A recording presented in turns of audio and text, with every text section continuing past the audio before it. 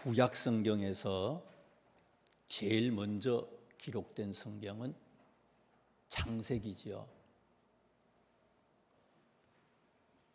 모세가 오경 창세기를 제일 먼저 기록했고요.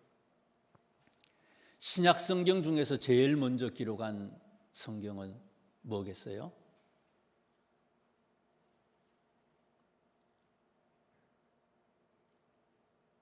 오늘 우리가 야고보서 1장을 보잖아요. 신약 성경 중에서는 제일 먼저 기록된 것이 야고보서라고 생각이 됩니다. 예수님의 제자들이 마태나 요한과 같은 예수님의 제자들이 마태복음과 요한복음을 기록한 것은 AD 약 70년경이에요. 요한은 한 80년, 90년이 넘어가고요. 예수님의 제자보다 먼저 신약 성경을 기록하신 분이 바울 선생님이지요. 신약의 13권을 기록했으니까. 바울 선생님이 2차 전도 여행을 하시면서 데살로니가 전서를 제일 먼저 기록을 하셨어요. 한 50년 경이라고 생각이 듭니다. AD 50년경. 그리고는 디모데후서가 AD 한 65년경에 디모데후서를 마지막으로 기록하시고 순교하셨죠. 야고보서는 기록 연대를 일찍 추정하는 사람들은 AD 한 45년까지도 그렇게 일찍 잡아요. 제 생각에는 한 50년경 정도가 되지 않을까, 저는 그렇게 성경을 묵상하면서 그렇게 생각을 하고 있고요. 아무튼 야고보서는 신약 성경 중에서 제일 먼저 기록이 된 바울 서신하고 거의 비슷하든지 아니면 그거보다 조금 더 빨리, 더 일찍 기록된 것이 야고보서입니다. 거의 신약 성경에서는 최초의 서신이에요.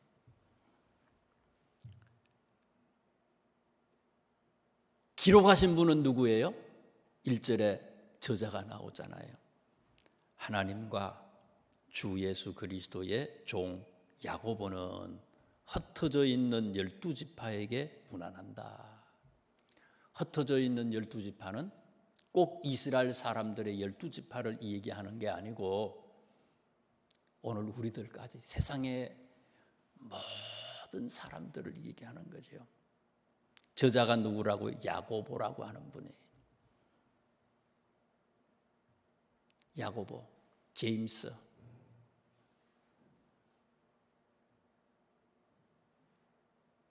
예수님의 제자 중에 야고보가 있잖아요.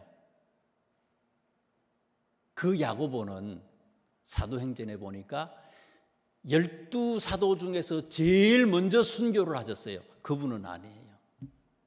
신학자들이 추정하기를 이 야고보는 누구로 생각하는가 하면 예수님의 동생 야고보가 이 야고보서의 저자일 것이다. 그렇게 추정을 합니다.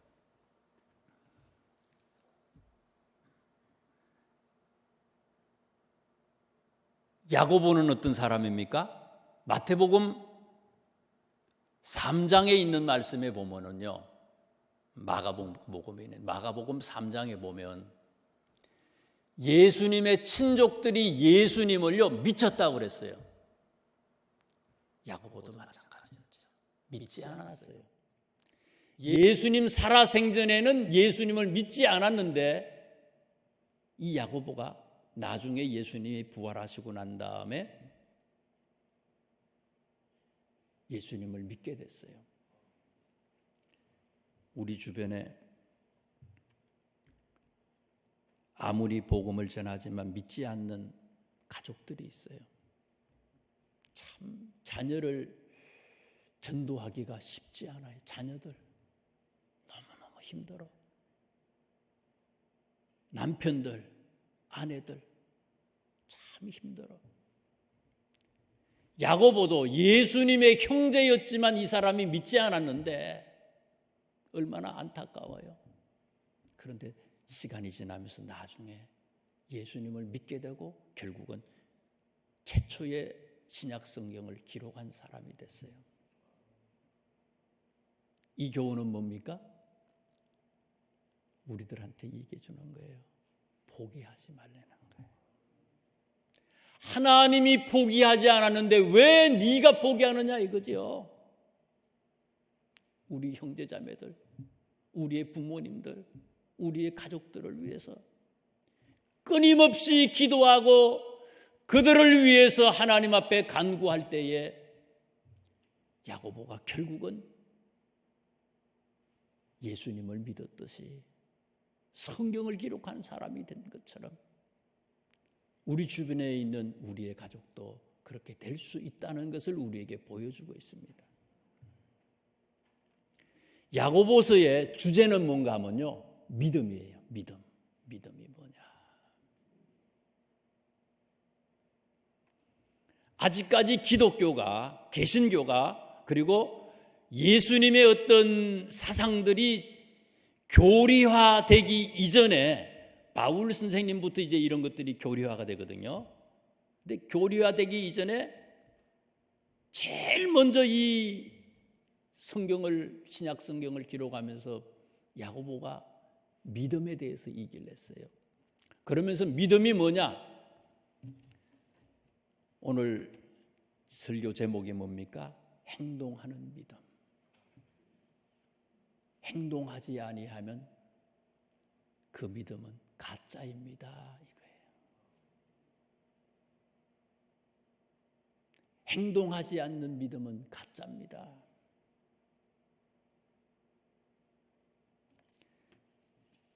그래서 이제 1장 2절 말씀부터 믿음에 대해서 야고보가 얘기를 합니다. 믿음이 뭐냐? 1장 2절부터 시작해서 8절까지 말씀을 제가 묵상하다가 야고보가 얘기하는 믿음을요, 두 가지로 생각을 했어요. 하나는 소극적인 믿음이 있고요, 적극적인 믿음이 있다. 소극적인 믿음이라고 하는 게 뭐냐? 그것은 6절에 보니까 소극적인 믿음이라고 하는 것은 의심하지 않고 믿는 거예요. 히브리서 11장 말씀에 보니까 믿음을 히브리서 기자는 이렇게 정의했잖아요. 믿음은 두 가지로 정의했잖아요. 하나는 뭐라고요? 하나님이 계시다는 것을 믿는 것, 이게 믿음이고, 또 하나는 뭐예요? 자기를 찾는 자들을 상 주시는 것을 믿는 것, 이게 믿음이라고 그랬어요. 그런데 이 야고보서의 야고보는요, 믿음이 뭐냐? 의심하지 않는 거라는 거예요. 히브리서 기자와 마찬가지지요. 의심하지 않는 거예요. 흔들리지 않는 믿음을 소유한 사람들이에요. 두 번째, 적극적인 믿음을 2절과 3절에 얘기해요. 내 형제들아, 2절에 너희가 여러 가지 시험을 당하거든 온전히 기쁘게 여기라. 적극적인 믿음이 있어요. 적극적인 믿음이라고 하는 건 뭐냐? 시험이 오더라도 그 시험을 오히려 기쁘게 생각하는 사람이에요.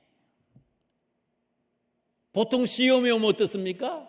원망하고 불평하고 뒤돌아보고 어떻게 보면 배교할 수도 있어요. 우리 전도사님이 목요일 날 목회자의 길을 가기 위해서 이제 시험을 쳤어요. 수련 목회자 시험을 쳐서 합격을 해야지 3년 과정을 마치고 이제 목회자가 되는데 어려워요. 어떨 때는 한 6대1 정도 되고요. 성경을 4문제 중에서 하나 맞추라 이런 게 아니고요. 창세기 1장 1절을 쓰세요. 뭐 이렇게 나와요. 외워야 돼요. 완전히. 이게 보통 문제가 아니에요. 합격하는 게 그렇게 쉽지는 않아요. 근데 시험을 앞두고 시험을 제대로 준비한 사람은 어떻습니까? 빨리 시험을 치고 싶은 거예요, 이게요. 준비 안 한 사람은 어때요? 시험 치는 게 겁이 나.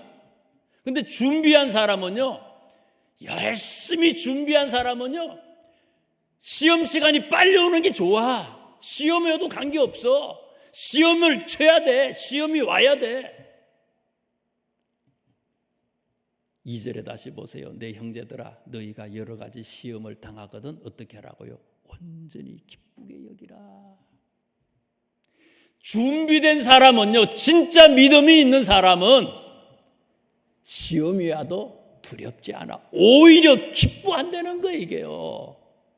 이 적극적인 믿음을 가지고 있는 사람이라는 거예요. 3절에 있는 말씀을 보세요. 이는 너희 믿음의 시련이 인내를 만들어내는 줄 너희가 알미라. 준비를 했고 또 시험을 봐서 이게 통과가 되면 지금보다도 더 성장한 내가 된다는 것을 알기 때문에 시험이 오지만 그 시험을 두려워하지 아니하고 기뻐하는 사람이다. 믿음을 가지고 있는 사람은 이런 사람입니다 하고 얘기를 해요. 근데 여기 2절부터 시작해서 8절까지 말씀 나오는 말씀 중에서 이 믿음하고는 조금 생소한 그런 얘기를 기록을 했어요. 지혜라고 하는 것을 얘기해요. 지혜가 뭐냐? 내가 알고 있는 것들을 갖다가 잘 풀어내는 거 아닙니까 이게요. 아무리 많이 알아도 지혜가 없으면 그것을 제대로 설명할 수 없고 이것을 제대로 사용할 수가 없는 거 아니겠습니까? 근데 이 지혜라고 하는 게 뭐냐? 우리가 알고 있는 지혜하고 다른 지혜를 지금 얘기해 줘요. 지혜가 뭐냐? 믿음에는 소극적인 믿음이 있고 흔들리지 않는 믿음을 가지고 또 믿음은 적극적인 믿음이 있는데 고난이 있고 역경이 있어도 오히려 고난과 역경과 그 고통 속에서도 기뻐할 수 있는 것, 이것을 바로 아는 게 지혜라는 거예요. 루트를 풀고 미분적분을 제대로 풀고 아주 알 수 없는 그런 수학 방정 공식을 갖다가 그런 공식들을 푸는 게 그게 지혜가 아니라 진짜 지혜가 뭐냐? 소극적인 믿음, 의심하지 아니하고 그리고 적극적인 믿음, 고통 속에서도 기뻐하고 감사할 수 있고 이것을 바로 아는 사람이 지혜로운 사람이라는 거예요. 그러면서 이것을 바로 알 수 있는 길을 지금 얘기해 주잖아요. 그게 뭐라고요? 5절에 얘기해 줘요. 참 지혜로운 사람, 이 지혜를 얻기 위해서 뭐 하는 거라고요? 기도하세요. 기도하세요. 기도하면 의심하지 않습니다. 기도하면 고난이 와도 기뻐할 수 있어요. 기도하는 사람은 지혜로운 사람이기 때문에 흔들리지 않는다는 거예요. 믿음, 참 믿음을 얻기 위해 여러분 기도하세요. 그것을 야고보가 먼저 얘기를 하고 있는 거예요. 그 다음에 9절 말씀부터 얘기합니다.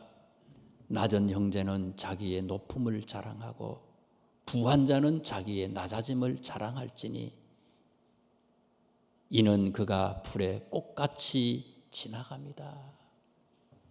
낮은 형제는 자기의 높음을 자랑하라. 낮은 형제.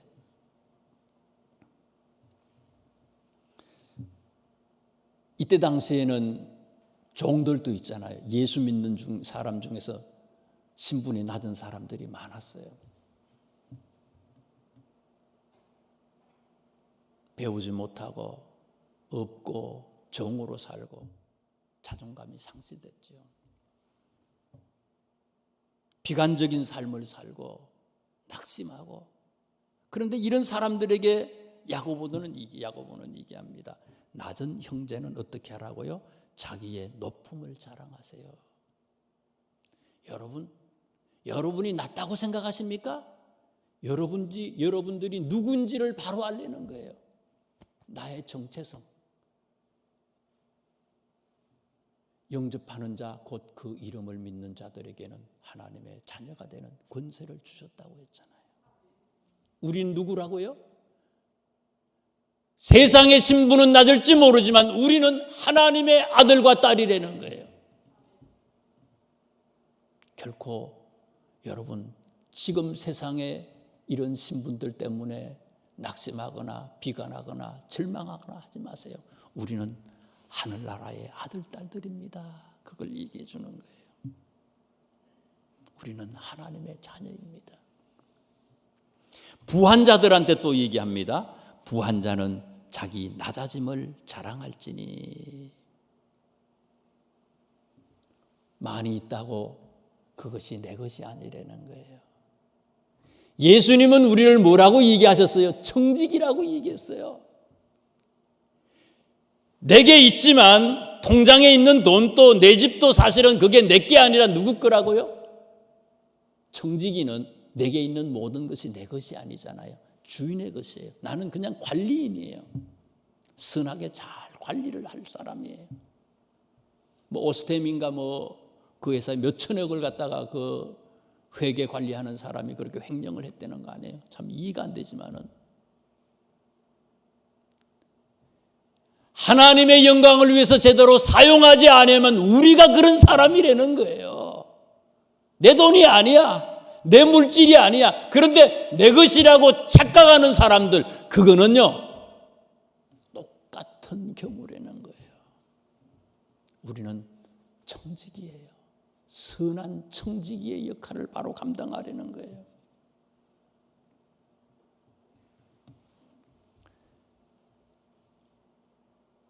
청지기고 또 뭐라고요? 불의 꽃과 같이 지나간다. 우리의 인생은 금방 지나간다는 거예요. 많이 있어도 많이 있는 게 아니에요. 갈 때 아무것도 가지고 가지를 못해. 금방 지나가. 하나님이 우리에게 청지기로 맡겨주셨는데 그 물질들을 적재적소에 맡겨주신 그 시간에 멋지게 사용하려는 거예요. 우리나라가 그 비난 시절에 함흥에서 철수할 때도요, 많은 사람을 살린 미국 그 선장님이 있잖아요. 2차 세계대전 때에 아우슈비츠 그 독가스실에 가야 할 유태인들이 폴란드에서 크라쿠츠 그 소금 광산이 있는데 그쪽에서 생활했던 유태인들이 아우슈비츠로 이제 끌려가야 되는데 그 신들러라고 하는 분이 있잖아요. 1100명의 유태인들을 살려냈어요. 그분은 독일 군수물자를 만드는 그런 제조업자 아닙니까? 자기의 거의 전 재산을 다 들여가지고요, 그 수용소에 있는 그 소장, 수용소 독일 사람들한테 돈을 줘가지고 그 사람들을 사요. 그걸 사가지고 체코 쪽으로 그 사람들을 데리고 가잖아요. 독일이 항복을 했어. 항복을 했을 때 그 사람이 막 울면서 마지막에 보면 그 영화들 보면 울면서 막 얘기하는 게 나오잖아요. 1100명을 자기가 구했지만은 지금 내가 타고 있는 이 차를 팔았더라면 몇백 명을 더 구할 수 있었는데, 내 손에 끼고 있는 무슨 반지, 내가 가지고 있는 뭐를 팔았으면 10명의 사람들을 더 구할 수 있었는데, 이게 안타까워서, 더 구하지 못한 것에 대해서 안타까워서 막 흐느끼고 하는 그런 모습을 우리가 볼 수가 있어요. 내 것이 아니라는 거예요. 그렇게 살려는 거예요. 낮은 형제는 자기의 높음을 자랑하고 부한 자는 자기의 낮아짐을 자랑해라.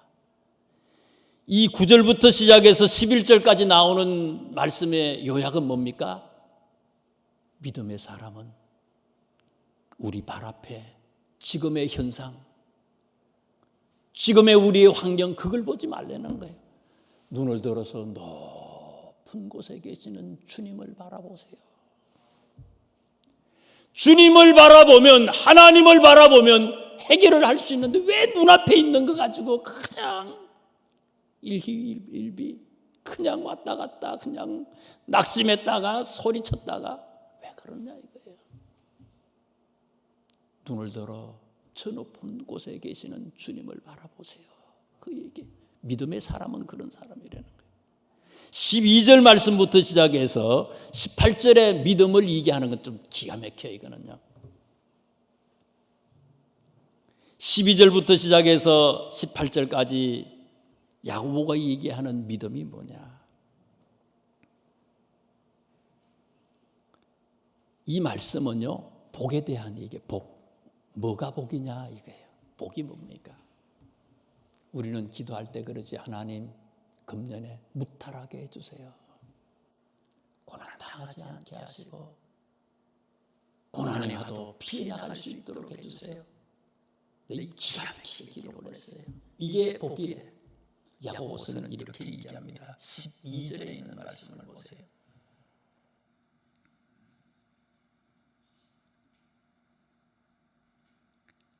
시험을 참는 자는 복이 있나니 이는 시련을 견뎌낸 자가 주께서 자기를 사랑하는 자들에게 약속하신 생명의 면류관을 얻을 것이기 때문입니다. 어떤 사람이 복이 있다고요? 복이 뭐라고요? 무탈한 게 복이 아니라는 거예요. 시험을 견뎌낸 자가 복이 있다는 거예요. 시험을 당하지 않은 사람은 복받은 사람이 아니라는 거예요. 이게요. 복은 시험을 당한 자, 고난을 당한 자가 복이 있어요. 고난을 당하지만 이것을 잘 믿음으로 견뎌낸 사람이 그게 복이라는 거예요. 17절에 있는 말씀을 보세요. 하나님은 어떤 분인지 아세요? 그걸 소개하는 겁니다. 하나님은 어떤 분이냐? 온갖 좋은 은사와 온전한 선물이 다 위로부터 빛들의 아버지께로부터 내려오나니, 복은요, 내가 힘쓰고 애쓴다고 해서 그게 복이 되는 게 아니라는 거예요. 눈 뜨자마자 아침에 일찍 일어나가지고 밤늦게까지 열심히 일한다고 해서 그게 복이 된다는 게 복이 아니라는 거예요. 하나님이 주시는 거라는 거예요. 복은요, 많이 벌어봐도요, 병 걸리면요 한순간에 끝나. 많은 것을 가지고 있어도요, 내 자녀, 내 가족의 문제가 생기면 그건 아무것도 아니야. 쓸데없어. 그런 거는. 17절 보세요. 온갖 좋은 은사와 온전한 선물이 다 위로부터 빛들의 아버지께로부터 내려오나니 그는 변함도 없으시고 회전하는 그림자도 없다. 이 말은 뭡니까? 복의 근원은 누구라고요?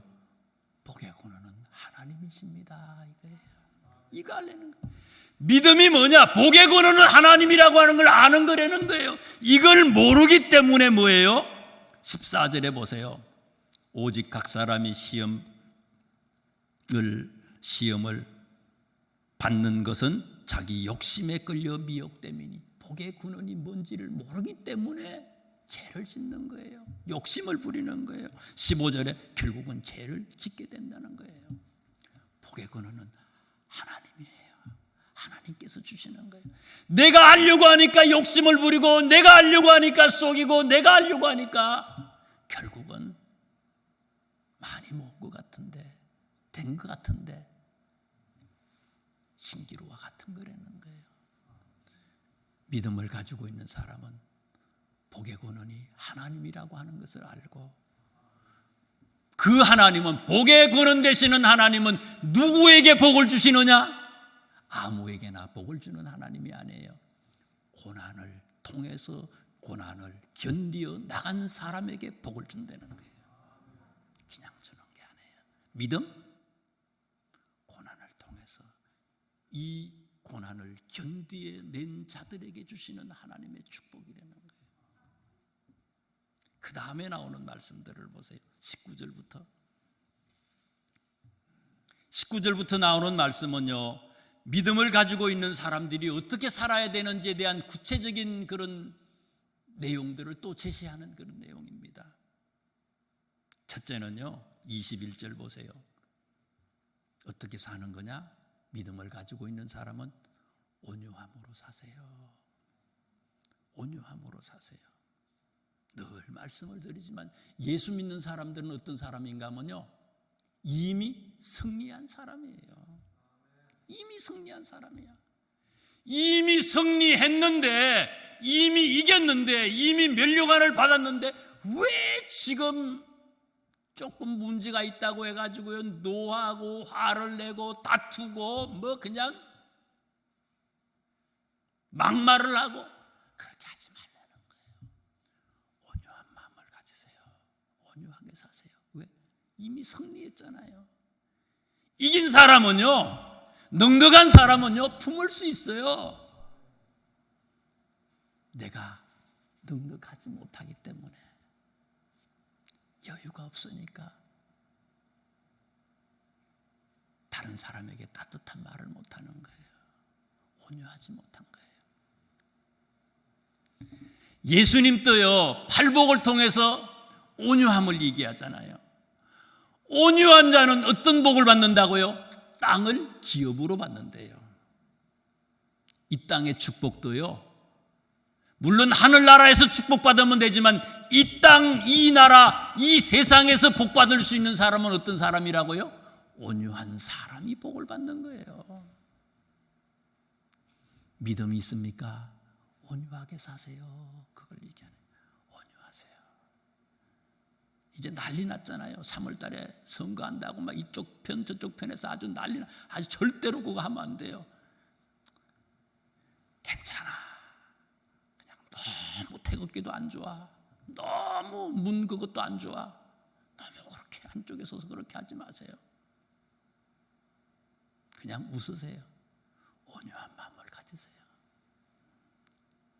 내가 병들어. 온유한 자가 땅을 기업으로 얻는데요. 아무것도 아니에요. 두 번째는 뭐예요? 26절에 있는 말씀을 보세요.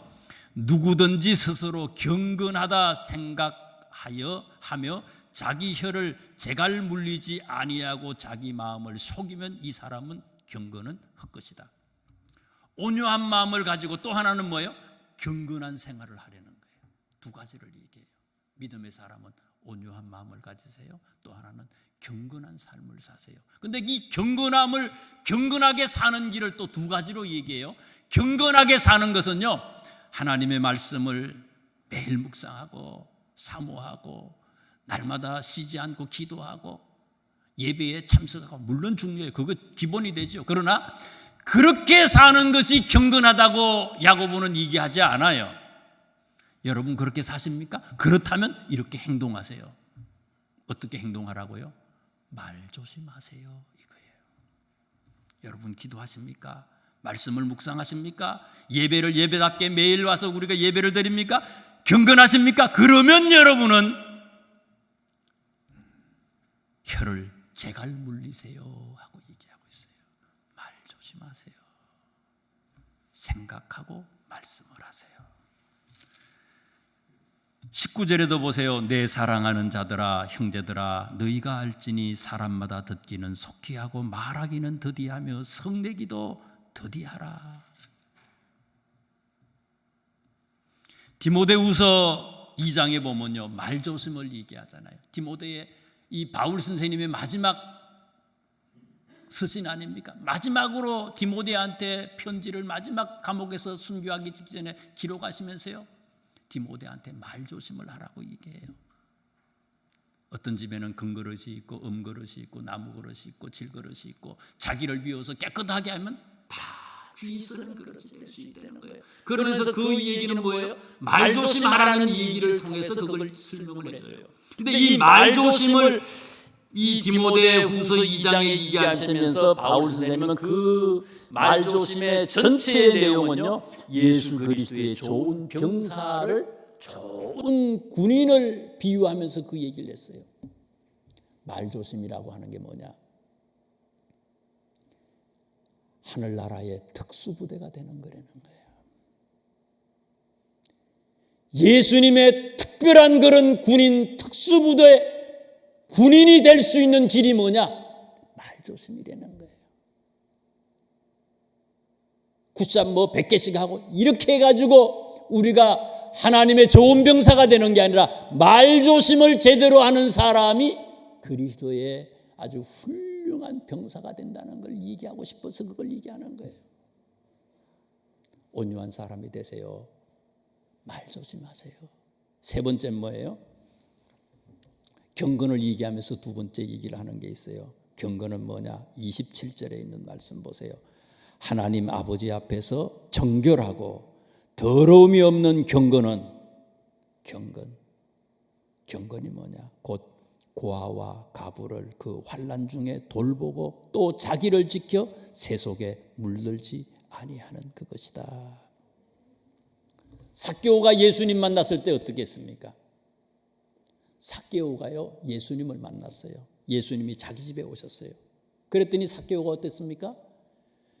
누가복음 19장에 보면 삭개오는요 예수님이 하라고 얘기하지 않았어요. 예수님을 만나자마자 삭개오가 예수님한테 뭐라고 얘기하는 거면 예수님 제가 제 재산의 절반을 가난한 자들에게 나누어 주겠습니다. 만일 내가 도색한 것이 있다면, 다른 사람들에게 강탈한 것, 빼앗은 게 있다면 4배로 갚겠습니다. 예수님 만나고 나눠주는 삶을 살았어요. 니들이 경건하냐? 여러분들 믿음이 있습니까? 선한 청지기로서의 여러분의 책무를 제대로 감당하세요. 이거예요. 기도드리겠습니다. 하나님 고맙습니다.